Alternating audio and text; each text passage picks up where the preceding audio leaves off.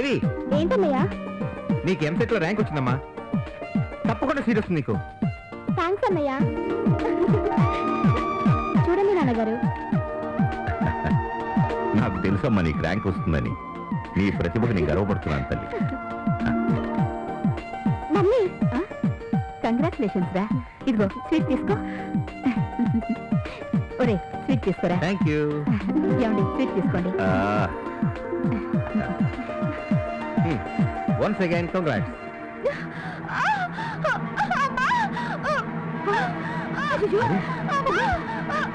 ఏమైందమ్మా? అమ్మాయికి కొట్టినప్పుడు అనుకుంటానండి, అక్కడ అట్టుకోలేకపోతుంది. హాస్పిటల్ దగ్గరలోనే ఉంది. ఏం కాదమ్మా, మేమంతా ఉన్నాం కదా.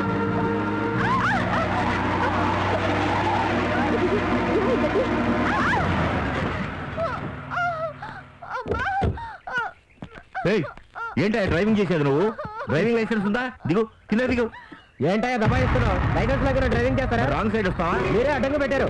ఏరా ముసలి కొడుక, ఏంట్రా నిక్కుతున్నావు? నాన్న ఈ పరిస్థితుల్లో వాడితో గొడవ పడుతూ కూర్చుంటే ఎలా? రండి వెళ్దాం. నువ్వు అక్కడిని తీసుకొని హాస్పిటల్కి వెళ్ళు. నేను వీళ్ళ సంగతి చూసి వస్తాను. నువ్వు వెళ్ళు. బండి ఎవరితో తెలుసా? ఎవరిది? మా కార్పొరేటర్ది. ఓ కార్పొరేటరా? ఏమయ్యా, ఈ ఏరియా నీదేగా? రోడ్డు పక్కన గుట్టలేమిటి? పుట్టించలేవా? అది కార్పొరేషన్ వాళ్ళ పని, వెళ్ళి వాళ్ళని అడగరా. నేను వెళ్ళి వాళ్ళని అడిగితే నువ్వెందుకురా కార్పొరేటర్గా? ఇది నీ బాధ్యత కాదు. ఇలా ఒకరి మీద ఒకరు తోసుకుంటూ ఎంతమంది ప్రాణాలతో చెలగాట వాడతారా? మా కార్పొరేటర్ రా అంటావరా? నా చేతిలో ఇవాళ అయిపోయావరా. Hello police station.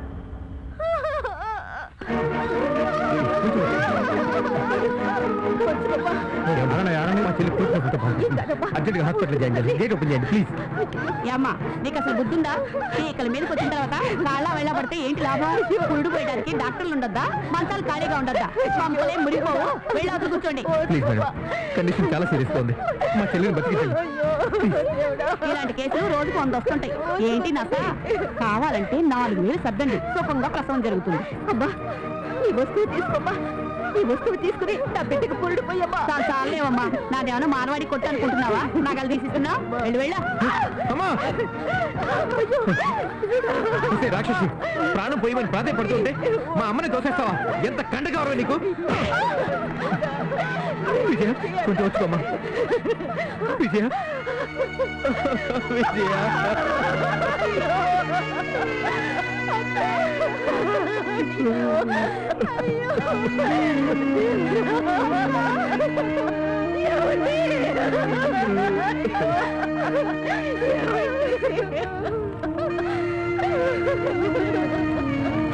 బాధ్యత మరిచిన ప్రజా పాలకులు, ప్రజా సేవకులు ఉన్నంతకాలం ప్రజల చావులు ఇలాగే ఉంటాయి.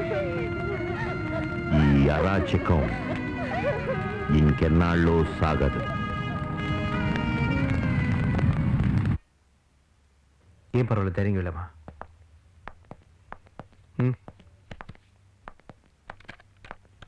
Sir. Yes sit down.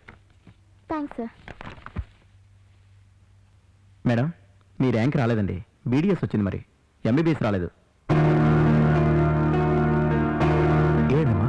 Seat రాలేదన్నయ్య.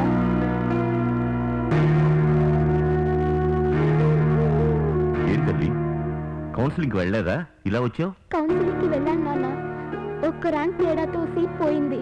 పోన్లే తల్లి, ఈసారి ఫస్ట్ ర్యాంక్ తెచ్చుకుందువు గాని. ఒక సంవత్సరం అంతా వృధా అయిపోతుంది నాన్న. అయితే కానీ తల్లి, చేసేదేముంది? మా ఫ్రెండ్స్ అందరూ ప్రైవేట్ కాలేజ్ లో చేరుతున్నారు నాన్న, నేను కూడా జాయిన్ అవుతాను నాన్న. ప్రైవేట్ కాలేజ్ అంటే మాటలా? గోల్డెన్ డొనేషన్స్, టర్మ్ ఫీజులు ఉంటాయి. అది మన వల్ల సాధ్యం కాదమ్మా. ఫస్ట్ ర్యాంక్ తెచ్చుకోవడానికి ప్రయత్నించాలి. ఇప్పుడే ఇలా జరిగింది, ఇంకా రేపేం జరుగుతుందో నాన్న? ఏం తల్లి, నీ ప్రతిభ మీద నీకు నమ్మకం లేదా? ఇలా నిరుత్సాహపడుతున్నావు? నేను ప్రతిభను నమ్ముకునే మేజర్గా పైకొచ్చిన వాడిని. ప్రతిభకి పట్టాభిషేకం జరగాలి. నువ్వు కూడా ప్రతిభని నమ్ముకొని ఫస్ట్ ర్యాంక్ తెచ్చుకోవడానికి ప్రయత్నించు. ఎన్నో రకాల రిజర్వేషన్ విధానాలు, ప్రతిభకు మనుగడ ఎక్కడుంది నాన్న? రాజ్యాంగ విధానమే అలా ఉన్నప్పుడు ఏం చేయగలని చెప్పు? ప్రతిభతోనే పైకి రావాలి. వెళ్ళమ్మా, వెళ్ళు. వెళ్ళి ఫస్ట్ ర్యాంక్ మీదే దృష్టి పెట్టి బాగా చదువు.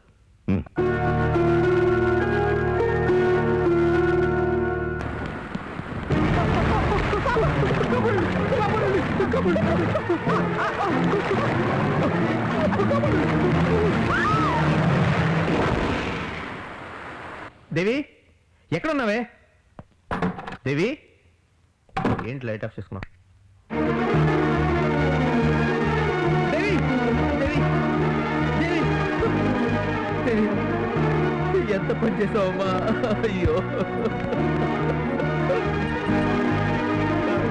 పోలీస్ స్టేషన్ తప్పండి తప్పండి.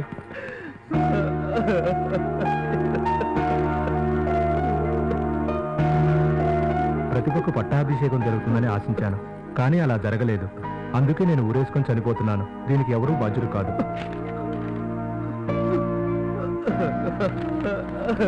బిడ్డను ఉరి తీసింది బాధ్యత మరిచిన యంత్రాంగం మ్యాన్హోల్ రూపంలో నా భార్యను బలి తీసుకుంది. నీతి, నిజాయితీ, న్యాయం, ధర్మం లేని ఈ సమాజం లంచాలతో, దౌర్జన్యాలతో దారుణంగా కుళ్ళి